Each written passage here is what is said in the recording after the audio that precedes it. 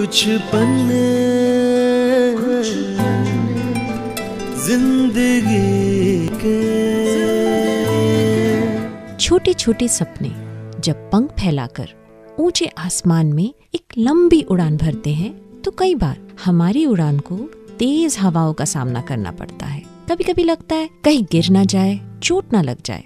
गिरने के डर से कई लोग अपने सपनों को पीछे छोड़कर रोजमर्रे की जिंदगी बिताने लगते हैं। कुछ ऐसे चंद लोग हैं जो अपनी मंजिल को अपना लक्ष्य बना के जी तोड़ मेहनत अनगिनत कठिनाइयों का सामना करते हुए अपनी उस उड़ान को तय करते हैं, मंजिल तक पहुंच ही जाते हैं। मैं मधुरिमा निगम ऐसे अचीवर्स, फाइटर्स की जिंदगी के पन्नों को हर रविवार आपके साथ शेयर करती हूँ। 92.7 बिग FM पर आप सुन रहे हैं कुछ पन्ने जिंदगी के, मेरे साथ मधुरिमा निगम के साथ। जो मेरे खास मेहमान बनकर आए हैं, उनकी अचीवमेंट्स और जर्नी की बातें इतनी इंटरेस्टिंग हैं, शायद मैं ये भूल जाऊं इमोशंस में बह के कि हमारे पास वक्त बहुत लिमिटेड होता है। तो बिना समय बर्बाद किए जल्दी से मैं आप सबका तारुफ करवाती हूँ मेरे आज के मेहमान से। हम एक दूसरे के बारे में इतना जानते तो हैं। Let's come to the point, बताइए। जब ये स्क्रीन पर आते हैं तो आसपास के सारे एक्टर्स को ओवरशैडो करते हैं। मुझे ये रूम कुछ वक्त के लिए खाली चाहिए, आप सब लोग बाहर जाइए। ये कन्वेंशनल हीरो तो है नहीं, बाप का, दादा का, भाई का, सबका बदला लेकर अशरफ हैदर। पर अगर मुझे चॉइस दिया जाए कि मैं किसी सुपरस्टार की फिल्म देखूं या फिर इनकी फिल्म देखूं, तो बेझिझक मेरी चॉइस होगी कि मैं नवाजुद्दीन सिद्दीकी साहब की पिक्चर देखने जाऊं। सिद्दीकी। वेलकम नवाज ऑन कुछ पन्ने जिंदगी के with Madhurima Nigam. Thank you Madhurima. आप आए, बहुत अच्छा लगा हमें। मैं आपसे पूछना चाहूँगी, आपने NSD से एक्टिंग की तालीम ली, फिर भी मतलब जैसे बहुत सारे डिजर्विंग एक्टर्स होते हैं उनकी तरह आपको भी शुरुआती दिनों में छोटे मोटे रोल्स करने पड़े, क्राउड सीन्स, कभी 1 मिनट 1 सेकेंड, कभी 1 मिनट 2 सेकेंड। तो उस वक्त कैसा लगता था? एक्चुअली मैं जब आया था तो मेरे ख्याल से मुझे यहाँ पे आए हुए कोई 12 साल 14 साल हो गए। शुरू में वही कोई चॉइस नहीं थी, क्योंकि मैं तो सीरियल करने के लिए आया था। तो सीरियल में बस वही काम मिलना बंद हो गया था एक टाइम के बाद, क्योंकि ग्लॉसी हो गए थे सब सीरियल्स। तो उसमें अगर भिखारी नहीं, सास बहू तब तक नहीं आया था। अच्छा। तब तक ये आया था कि अगर भिखारी का भी रोल करना है तो खूबसूरत 6 फुट का बल्ले छल्ले वाला बंदा चाहिए। एक्चुअली वो हमारे रोल थे, भिखारियों के, या कहीं पे किसी को मारा पीटा जा रहा है, या इस तरह के जो रोल थे वो हम लोग करने आए थे। लेकिन उसमें वो लोग आ गए, फिर बहुत दुख हुआ मुझे। और उसके बाद फिर क्या करते, फिर फिल्मों में ट्राई करना पड़ा एक्चुअली। अब फिल्मों में फिर वही ऑप्शन कुछ नहीं था, वही छोटे छोटे रोल थे क्राउड में सब। तो तकरीबन वो मेरे ख्याल से 6-7 साल तक, 8 साल तक वही सिलसिला चलता रहा। सिर्फ इतनी डिज़ायर थी कि एक सीन कर लिया तो अब 6-7 साल के बाद 2 सीन दे दो यार। इतनी चाह थी मुझे, लेकिन वो 2 सीन भी नहीं मिले। नवाजुद्दीन सिद्दीकी अपनी करियर की शुरुआती दिनों में क्राउड सीन्स में कई लोगों के झुंड में दिखते थे। ऐसे ही कुछ और इंटरेस्टिंग पन्ने कुछ ही देर में ऑन कुछ पन्ने जिंदगी के with Madhurima Nigam on 92.7 big FM। 92.7 big FM पर आप सुन रहे हैं कुछ पन्ने जिंदगी के, और मेरे आज के खास मेहमान हैं नवाजुद्दीन सिद्दीकी। कुछ पन्ने जिंदगी के। एक ना इंसानी फितरत है, हम तरक्की करें तो अच्छा है, हमारे दोस्त तरक्की करें तो बहुत कम लोगों को बचता है। अपना जो सपना है उसे साकार किया है, उससे कई लोग खुश हुए होंगे, कई लोगों को बड़ा वो भी लगा होगा कि मैं नहीं बना, देखो ये तो बन गया। लेकिन मेरे दोस्तों के साथ एक ये था, क्योंकि उनको पता था मैं एटलीस्ट अपने जो बहुत सारे एक्टर्स थे उनमें बहुत मेहनत करने वाला था। मैं हार्ड वर्क बहुत करता था मैं। तो उनको, और क्योंकि उन लोगों ने मुझे थिएटर में भी देखा था, तो उनको ये ज़रूर था, एक कॉन्फिडेंस था कि यार नवाज का कुछ ज़रूर होना चाहिए, क्योंकि मुझे सबसे ज़्यादा साल हो गए थे यहाँ पे। बाकी मेरे बाद में आए थे काफ़ी लोग ऐसे थे, और मैंने वो वक्त भी देखा जब मेरे जो दोस्त थे वो स्टार हो गए थे, वो भी वक्त मैंने देखा। लेकिन मुझे खुशी होती थी और कॉन्फिडेंस होता था कि इनका हुआ तो मेरा भी होगा ज़रूर।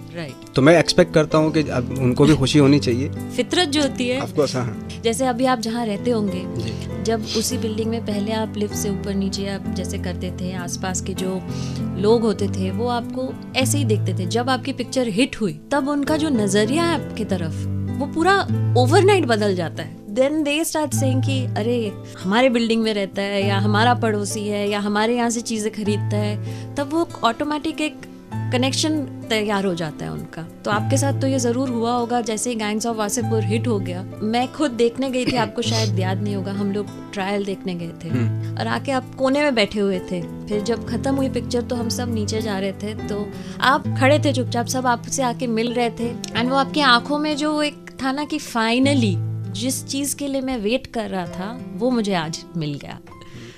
I still remember that moment. सबने आपको खड़े होके स्टैंडिंग ओवेशन आपको दिया था। याद है, वो तो इस तरह की चीजें तो याद रहती हैं। नवाजुद्दीन उत्तर प्रदेश की एक छोटे से टाउन बुधाना से है, जो मुजफ्फरनगर डिस्ट्रिक्ट में है। अगर आपने गैंग्स ऑफ वासेपुर फिल्म देखा है तो रियल लाइफ एक्सपीरियंसेस क्या है, नवाज से जानेंगे कुछ ही देर में और कुछ पन्ने जिंदगी के विद मधुरिमा निगम और 92.7 बिग FM। 92.7 बिग FM पर आप सुन रहे हैं कुछ पन्ने जिंदगी के, और मेरे आज के खास मेहमान हैं नवाजुद्दीन सिद्दीकी। कुछ पन्ने जिंदगी के। आप जहाँ से बिलोंग करते, बुधाना जी, मुजफ्फरनगर का एक छोटा सा टाउन, वहाँ आम लाइफ में वही बातें होती है जो आपने गैंग्स ऑफ वासेपुर में दिखाया, गेहूं, गन और गन्ना। गेहूं गन्ना। हाँ, ऐसे माहौल में जब एक बच्चा बड़ा होता है वो सही बनने की कोशिश करता है या तो पूरा बिगड़ जाता है। तो आपने अब अपनी सोच को पॉजिटिव कैसे रखा? एक्चुअली वो सारी चीजें देख रहा था मैं, और शुरू से ये था कि यहाँ से निकलना है। हालांकि हर आदमी को अपना कस्बा, अपना गांव बहुत प्यारा होता है, लेकिन चूंकि थोड़ा सा एग्रेसिवनेस है वहाँ पे लोगों में, तो इसलिए मैं चाहता था कि जल्दी से जो भी है पढ़ाई वढ़ाई करके इंटरमीडिएट किया मैंने वहाँ से और जल्दी से निकल गया मैं वहाँ पे। और मैंने चाहा कि मैं अपने भाइयों को भी वहाँ से निकाल लूँ, क्योंकि जैसे अभी भी आपने हाल फिलहाल में सोचा होगा, मेरे ख्याल से आज की डेट में कम्युनल राइट्स कहीं इंडिया के किसी कोने में नहीं होते, लेकिन वहाँ हुए हैं आज भी। तो ये बहुत ही अनफॉर्चुनेट है वहाँ के लोगों के लिए कि आज भी वो इन सब चीज़ों पे बिलीव कर रहे हैं। तो इसलिए हम लोग बहुत पहले वहाँ से निकल गए थे, देहरादून में बस गए थे वहाँ पे, और वहीं से सारी चीज़ें स्टार्ट की। फिर थैंक गॉड अच्छा किया, निकल गया मैं वहाँ से। जनरली ऐसे छोटी शहरों में पढ़ाई को ज़्यादा ध्यान नहीं दिया जाता है, फिर भी आपने पढ़ाई की, इंटरमीडिएट किया, उसके बाद आपने केमिस्ट्री में ग्रेजुएशन किया। वो तो बहुत बड़ी बात होती है ऐसे जगह से आने वाले किसी शख्स के लिए। केमिस्ट्री कहाँ से दिमाग में आया? 10th के बाद डिसाइड करना पड़ता है कि आर्ट फील्ड में जाओगे या कौन सा सब्जेक्ट लेना होता है। हाँ, कॉमर्स में या क्या। मेरे दोस्त थे तो वो साइंस ले रहे, तो मैंने भी साइंस ले लिया था, इसलिए लिया था। ऐसा कुछ मेरा ये नहीं था कि मैं साइंस की पढ़ाई करके कुछ ऐसा कुछ करूँगा, ऐसा कुछ नहीं था। और आपके घर में कितने भाई बहन हैं आप लोग? हम लोग 7 भाई हैं और 2 बहनें हैं। अरे वाह, तो आप मतलब बहनें छोटी है? हाँ, छोटी है मेरी। तो वो कहाँ, गांव में ही रहते कि? एक की शादी हो गई, एक अभी है साथ में, अभी यहाँ आई हुई है, मेरे पास में ही है। अच्छा, और आपके पेरेंट्स भी आपके साथ रहते हैं? नहीं, पेरेंट्स गांव में ही रहते हैं अभी भी। अच्छा, हाँ, वो आते हैं, कभी कभी आ जाते हैं। उनको बॉम्बे पसंद नहीं? नहीं है, बॉम्बे पसंद है, लेकिन वो थोड़े टाइम के लिए पसंद होता है उनको। किसान परिवार है हम लोगों का, बड़े बड़े घर हैं वहाँ पे, यारी दोस्ती है उनकी। बहुत सारे बुजुर्ग बूढ़े लोग आके बैठ जाते हैं, बातें करते रहते हैं। वहीं पॉलिटिक्स की बातें होती हैं, सब चीज़ों के ऊपर वहीं डिस्कशन, तो वहाँ ज़्यादा उनको अच्छा लगता है। यहाँ पे कोई दोस्त यारी नहीं किसी की, तो जल्दी 1 आध महीना रहते हैं, फिर भाग जाते हैं यहाँ से।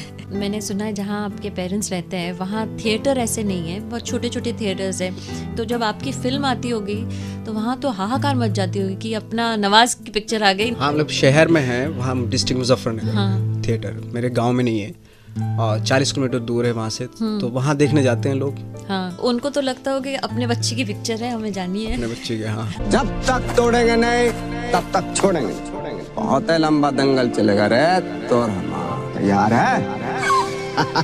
तैयार है। शानदार, जबरदस्त, जिंदाबाद। कोई ऐसे पता पूछता है तो अब सब बोलेंगे अरे नवाज का घर है ना, तो, हाँ। बस उससे राइट लो, उससे लेफ्ट लो, बस अपना घर वहीं पे है। एग्जैक्टली ऐसे ही होता है। पहले ये था कि हाँ नवाज है, अब नवाज का घर है। तो आपके पेरेंट्स के लिए भी बहुत एक प्राउड मोमेंट होगा। हाँ, ऑफ कोर्स माँ बाप के लिए ऑफ कोर्स एक प्राउड का मोमेंट होता है, क्योंकि कई साल जब तक मैं स्ट्रगल करता रहा तो वो भी ये सोचते थे क्या कर रहा है, पता नहीं हो पाएगा, चेहरा वगैरह तो ऐसा कोई खास है नहीं उसका। वहाँ पे तो सब लोग ऐसे ऐसे जाते हैं जो दिखने में बहुत अच्छे लगते हैं। उनका भी इतना कोई खास कॉन्फिडेंस मेरे पे था नहीं एक्चुअली। हाँ। माँ का था, जैसे माँ का झूठ हर माँ का होता है, अपने बच्चे मेरा बेटा तो जरूर कुछ ना कुछ करेगा। तो ऐसा वो पता नहीं कैसा कॉन्फिडेंस होता है हर माँ का, तो उनका था, बाकी किसी का नहीं था। हर आदमी मुझे बोलता था क्यों टाइम वेस्ट कर रहा है, क्यों जा रहा है मुंबई, यहीं कुछ काम कर ले, ऐसा था। नवाज ने इन सब को पीछे छोड़कर शहर की तरफ रुख क्यों किया? कुछ और बातें, कुछ और किस्से और कुछ पन्ने जिंदगी के विद मधुरिमा निगम और 92.7 बिग एफएम। 92.7 बिग एफएम पर आप सुन रहे हैं कुछ पन्ने जिंदगी के, मेरे साथ मधुरिमा निगम के साथ और मेरे बहुत खास मेहमान नवाजुद्दीन सिद्दीकी। कुछ पन्ने जिंदगी के। जब आप गांव जाते होंगे तो जैसे हम फिल्मों में देखते हैं कि पंचायत बैठती है तो आपको ताम झाम से आपकी जरूर आपको बिठा के खूब सारी सवाल भी पूछते होंगे। आपको सवाल भी पूछते हैं, खिलाते भी बहुत हैं, और मैं थोड़ा सा कॉन्शियस रहता हूँ कि ज़्यादा ना खाओ, नहीं तो फिर थोड़ा कम करने में बहुत टाइम लग जाता है एक्चुअली। पर आप वैसे ही इतने दुबले पतले हैं, इसमें और क्या कम करेंगे? नहीं, अभी किया मैंने, नहीं तो बीच में काफ़ी हो गया था। घर जाने के बाद में काफ़ी लोगों ने मतलब ठूस के खिलाया मुझे। हाँ, और वो तो उनको तो ये भी लगता है ना कि अरे बेचारा बहुत दुबला हो गया, बहुत दुबला है, कमज़ोर है बहुत ही।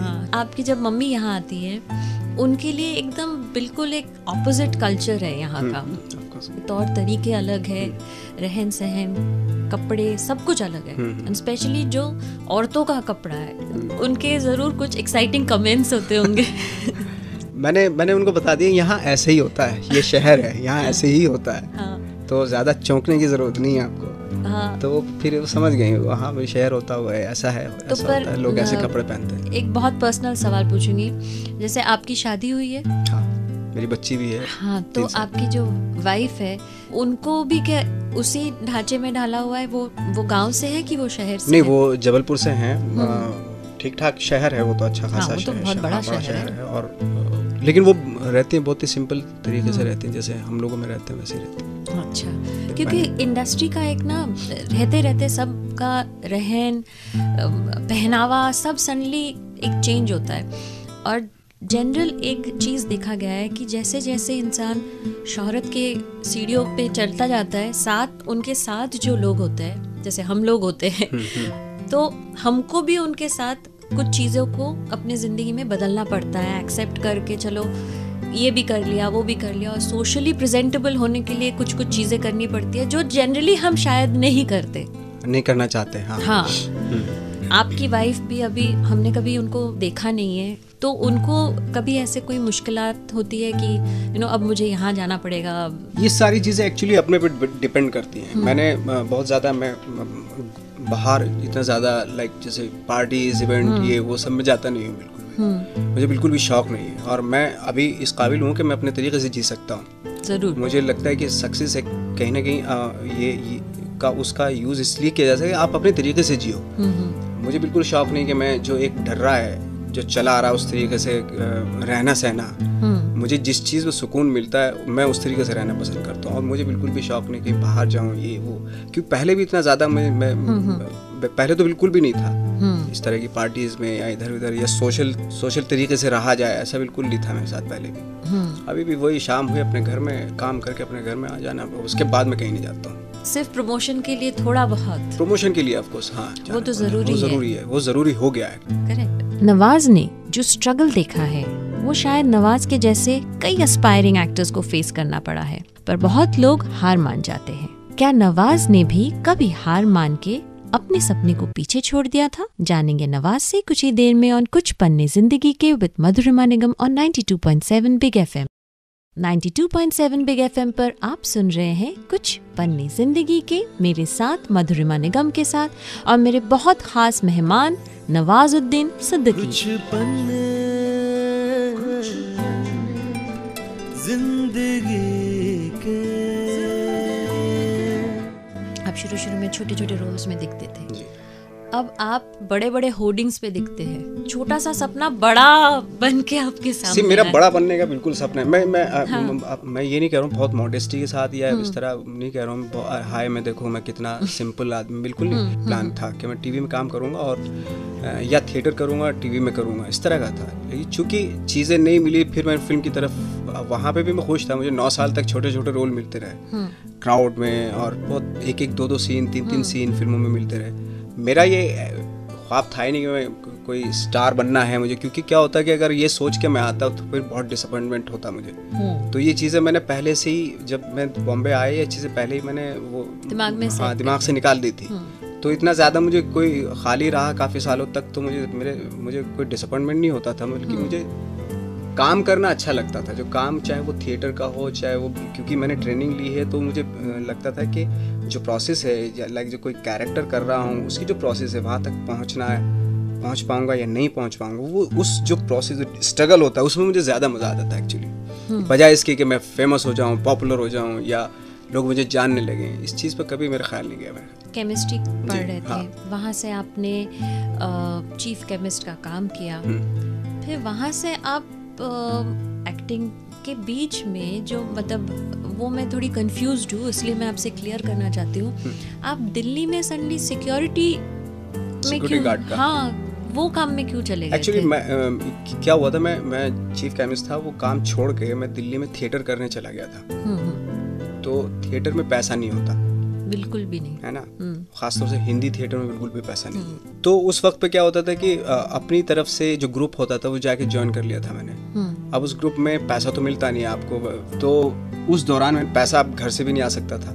तो पार्ट टाइम में मैं सुबह से 9 बजे से लेके और शाम के 6 बजे तक ये काम करता था और उसके बाद आके रिहर्सल करता था थिएटर की। तो एटलीस्ट रहने का, खाने पीने का खर्चा वहाँ से निकल जाता था मेरा। दिल्ली में इतनी गर्मी में कितनी तकलीफ होती होगी? बहुत तकलीफ होती थी। मुझे पता है कि पूरे दिन की जो धूप होती है वो कैसी होती है, लू एग्जैक्टली। और उस वक्त पे नोएडा जैसी जगह थी जहाँ पे चीजें बन रही थी तब, धूल अभी जैसा नोएडा अभी वैसा नहीं था। धूल मिट्टी, ट्रक चला गया तो 5 मिनट के बाद धूल जो है वो सेटल होती थी एक तरह से। तो वो उसी बीच में वो सारी चीजें मालूम है। तो ऑफ कोर्स अच्छा तो नहीं लगता था, लेकिन काम करना है और अपने तरीके से, लाइक जैसे थिएटर का शौक हो गया था तो वो भी करना है। तो पैसा भी नहीं है तो पैसा कमाने के लिए सब करना पड़ता था। सिक्योरिटी गार्ड के वहाँ से भी आपको जॉब से निकाला गया था क्योंकि उनको लगा कि आप बड़े वीक से हैं। हाँ, एक्चुअली मैं बैठ जाता था, मेरे से खड़ा नहीं रहा जाता था। तो पहले से पतला दुबला सा था तो बैठ जाता था मैं। तो प्लास्टिक फैक्ट्री थी वो,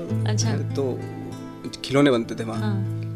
तो बैठ जाता था मैं। तो क्या हुआ इत्तेफाक से कि 2-3 बार बैठा मैं बस, और 2-3 बार ही मेरे ऑनर ने देख लिया मुझे। अच्छा। तो उसने बोला यार ये कमजोर सा आदमी कहाँ से पकड़ के लिया, हटाओ इसको, निकाल लो इसको। तो निकाल दिया। फिर मैं डिपॉजिट जो मैंने दे रखा था 5,000 रुपए डिपॉजिट। अच्छा, काम करने के लिए डिपॉजिट भी देना पड़ता था? कहीं बंदा भाग जाए ये, अच्छा, तो डिपॉजिट रख लेते थे। वो वापस नहीं किया था डिपॉजिट उन्होंने, अपनी माँ से लेके आया था मैं वो। अच्छा, इस बात को मैं आपसे शेयर करना चाहूँगी। जब से मैंने वो पढ़ा है ना आपके बारे में, मेरा ना मतलब अंदर से मुझे इतना बुरा लगा, क्योंकि हमारे घर में जो सिक्योरिटी है, कभी कभी हम उनको बोलते हैं अरे आप क्यों सो जाते हो, आप यूँ क्यों करते हो। सडनली ना मैंने उस चीज़ को कोरिलेट कर दिया कि हम इंसान किस तकलीफ में है वो समझ नहीं पाते हैं कभी कभी, और हम अपना वो जताते रहते हैं अरे आप ये नहीं कर रहे हो, वो नहीं कर रहे हो। सामने वाले किस तकलीफ में है वो आपका वो पढ़ने के बाद ना मुझे लगा कि ये चीज़ अब मुझे अपने में करेक्ट करना पड़ेगा। आप जब जाएंगे तो आप वॉचमैन का ख्याल रखिएगा। सिर्फ वॉचमैन नहीं, हर एक बंदा जो काम करता है, सबकी अपनी अपनी तकलीफें होती है। वो किस चीज से गुजर के आ रहे हमें क्या पता। नवाज से अब कुछ हल्की फुल्की बातें कुछ ही देर में और कुछ पन्ने जिंदगी के विद मधुरिमा निगम और 92.7 बिग FM। 92.7 बिग FM पर आप सुन रहे हैं कुछ पन्ने जिंदगी के, और मेरे आज के खास मेहमान हैं नवाजुद्दीन सिद्दीकी। कुछ पन्ने जिंदगी के। माशाल्लाह खूबसूरत सी हीरोइंस है जिनका बड़ा एक फिक्स्ड होता है कि हमारे हीरोज ऐसे होंगे, हमारे हीरोज ऐसे होंगे।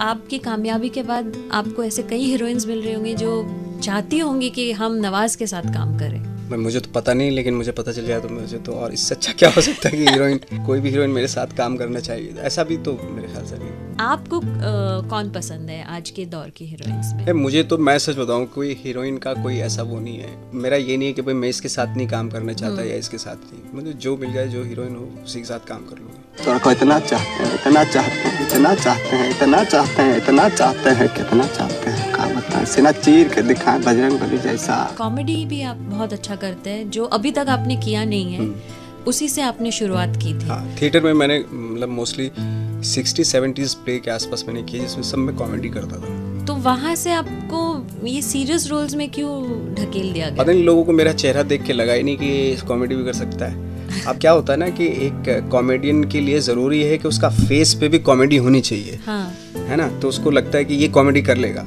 हाँ। तो शुरू में जब मैं आया तो लोगों को लगा कि इंटेंस सा दिखता है, और वो तो गरीबी की मार थी, हालांकि ऐसी बात नहीं, कॉमेडी में भी उस वक्त पे काफ़ी की थी मैंने, लेकिन लोगों को शायद मेरे चेहरे में वो चीज़ नज़र नहीं आई होगी, इसलिए इंटेंस कैरेक्टर या व्हाटएवर जो भी अभी भी आपको कोई कॉमेडी वाले रोल्स नहीं मिलते हैं या? नहीं, देखिए कॉमेडी का अपना एक तरीका होता है कि कॉमेडी किस तरह की कॉमेडी। अभी अगर लंच बॉक्स देखें तो उसमें एक तरह का वो था, बहुत तरीके होते हैं कॉमेडी के, स्लैपस्टिक कॉमेडी है, विट कॉमेडी है, डार्क ह्यूमर होता है, हर तरह बहुत सारे वो होते हैं कॉमेडी में। इसलिए ज़रूरी है कि एक ही तरह का जो हमारी फिल्मों में चला आ रहा है, एक ही वही तरीका है। बहुत सारे तरीके हो सकते हैं, आप किसी भी तरीके से कर लीजिए। हंसाना है लोगों को तो रुला के भी हंसा सकता है इंसान। नवाज एक बहुत ही टैलेंटेड एक्टर है, साथ ही साथ बहुत ही इंटेंस इंसान भी है। उनसे कुछ और बातें कुछ ही देर में और कुछ पन्ने जिंदगी के विद मधुरिमा निगम और 92.7 बिग FM।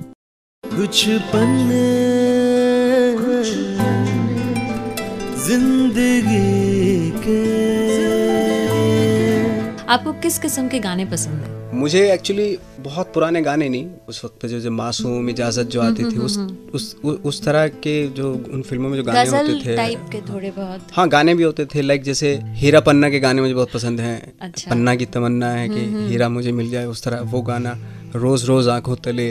हाँ। तो इस तरह के जो लाइट गाने होते थे ना, वो ज़्यादा अच्छे लगते। गुलजार साहब की जो शायरी होती थी, काफ़ी, उस शायरी में जो गाने कंपोज होते थे वो अच्छे लगते। Very nice. और अभी जैसे बारिश का मौसम है, बारिश का मौसम और रोमांस साथ साथ हाथ हाथ, आप किस तरह से अपने वाइफ के साथ समय बिताते हैं? आई एम सॉरी, मतलब मेरा बिल्कुल भी वक्त ही नहीं मिला मुझे। जब भी इस तरह का मौसम होता है तो मेरी शूटिंग होती है। हाइपोथेटिकल सिचुएशन देती हूँ, सपोज आपको वक्त मिल गया। वक्त मिल गया तो लड़ाई होगी वाइफ की। क्या होता है ऐसे क्या?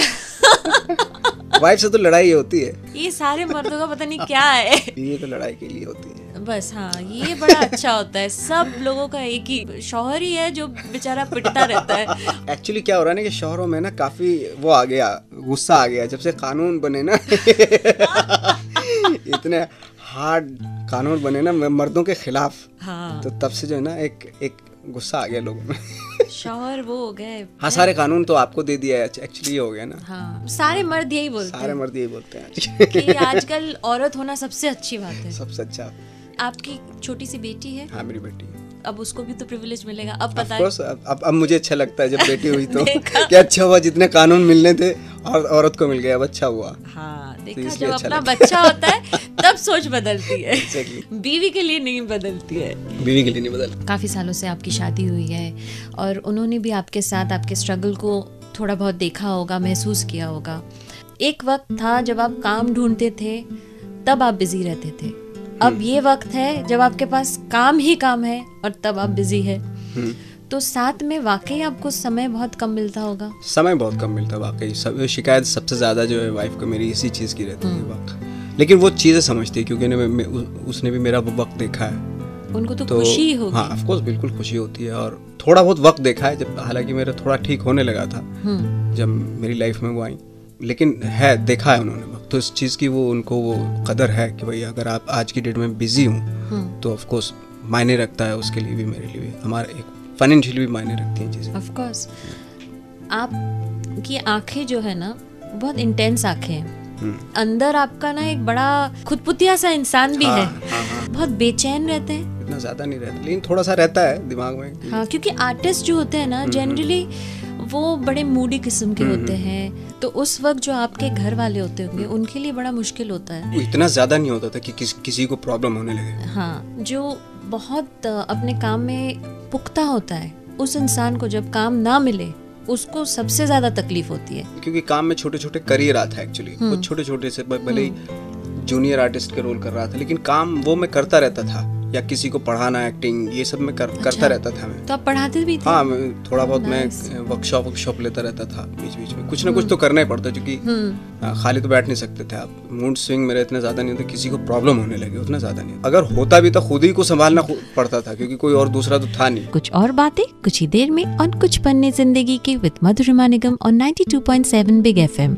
हाय, मैं हूं नवाजुद्दीन सिद्दीकी, शेयर करने आ रहा हूं आपके साथ, बातें करते हैं कुछ पन्ने जिंदगी के मधुरिमा के साथ। कुछ पन्ने जिंदगी के। गैंग्स ऑफ वासेपुर आया तो इतना बड़ा, इतना बेहतरीन और इतना इम्पोर्टेंट रोल आपको फिर कैसे मिला? आई डोंट नो, मुझे उसने क्यों दिया। अनुराग कश्यप हैं, वो भी एक पागल किस्म का इंसान है। मैंने पूछा भी था कि क्यों दिया मुझे इतना बड़ा रोल, आपको क्या नजर आया कुछ, जबकि कोई ऐसा कुछ जानता भी नहीं था उस वक्त मुझे तो। लेकिन उन्होंने दिमाग में बहुत पहले से बिठा रखा था कि आपने उनके साथ काफी काम भी किया हुआ था ना। जिस आदमी को टैलेंट की परख हो वो पहले से सोच समझ के ही रखते हैं। हाँ बिल्कुल, तो उन्होंने सोचा समझा हुआ था। उन्होंने जो पहला फ़ोन किया तब मैं अपने गांव में था एक्चुअली, तो उन्होंने फ़ोन किया कि जैसा तो रोल चाहता है वैसा है। हम अपनी अम्मी की कसम खाएं कि आपका लाश उनके पैरों में डालेंगे। काहे कि आपने हमारे बाबा को मारा, आपने उनके बाप को मारा। मुझे ऑफकोर्स लगा कि कुछ ना कुछ इंटरेस्टिंग है। जब मैंने आगे स्क्रिप्ट पढ़ी तो स्क्रिप्ट में ज़्यादा लिखा हुआ नहीं था, पॉइंट्स लिखे हुए थे, लेकिन जो कैरेक्टर जो शेप लेने वाला था वो मुझे उसका अंदाज़ा हो गया था। तो ऑफकोर्स उस दौरान वो जो एक्साइटमेंट है वो तो मैं खैर कभी भूल ही नहीं सकता। और फिर जिस तरीके से शूट हुआ पूरी फिल्म, और सबसे लास्ट में लास्ट वाला सीन हुआ, अच्छा, जो गोली मारता हूँ मैं विलेन को। हाँ। पूरी पिक्चर की शूटिंग खत्म हो गई थी और वो लास्ट वाला सीन हो रहा था, सीन कर रहा था, लेकिन मैं अंदर से बहुत खुश था। इसलिए था कि मेरी लाइफ का मुझे लग रहा था कि स्ट्रगल भी खत्म हो रहा है अभी। It was like that. Protection चाहिए रामाधीर सिंह को, पूरा आर्मी बुला के लाओ। काहे कि हम बूढ़ों को छेप के चलेंगे। आप जब खुद को देख रहे थे कि इतने सारे लोग बैठ के और इंडस्ट्री के बहुत नामचीन लोग देख रहे थे, तो आपके अंदर दिमाग में क्या चल रहा था उस वक्त? थोड़ी नर्वसनेस थी, पता नहीं कैसा रिस्पॉन्स आएगा, फिल्म लोग पसंद करेंगे नहीं करेंगे, कैरेक्टर को फिल्म पसंद करेंगे नहीं करेंगे, बहुत नर्वसनेस थी उस वक्त। हैंड शेक कर रहे थे, थपथपा रहे थे, तो ऐसा लग रहा था कि झूठ तो नहीं हो रहा है, सब झूठ मूठ तो नहीं कर रहे कि हाँ चलो फिल्म है, चलो दे दो उसको शाबाशी दे दो टाइप में, सब ऐसा लग रहा था एक्चुअली मुझे। और वो फिल्म भी एक्चुअली जी बहुत बड़ा गैम्बल भी था। ऑफ कोर्स, बिल्कुल बिल्कुल। इट वाज नॉट श्योर कि ऐसी पिक्चर चलेगी भी कि नहीं। बिल्कुल बिल्कुल। I wish you all the best. बहुत बहुत धन्यवाद कि आप आए। थैंक यू मधुरिमा। और आपकी हर फिल्म जितनी अच्छी अभी तक आई है उससे और ज्यादा अच्छी हो, क्योंकि हमें आपको बड़े स्क्रीन में देखने में बड़ा मजा आता है। Thanks a lot. Thank you and all the best and may God give you more and more and more. God bless your child.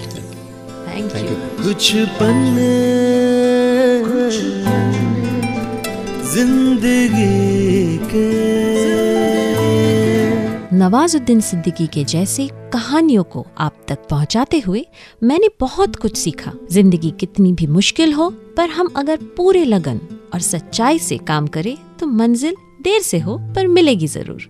अगले हफ्ते एक और मशहूर हस्ती की जिंदगी के पन्नों से जुड़ेंगे और कुछ पन्ने जिंदगी के मेरे साथ मधुरिमा निगम के साथ, ओनली ऑन 92.7 बिग FM।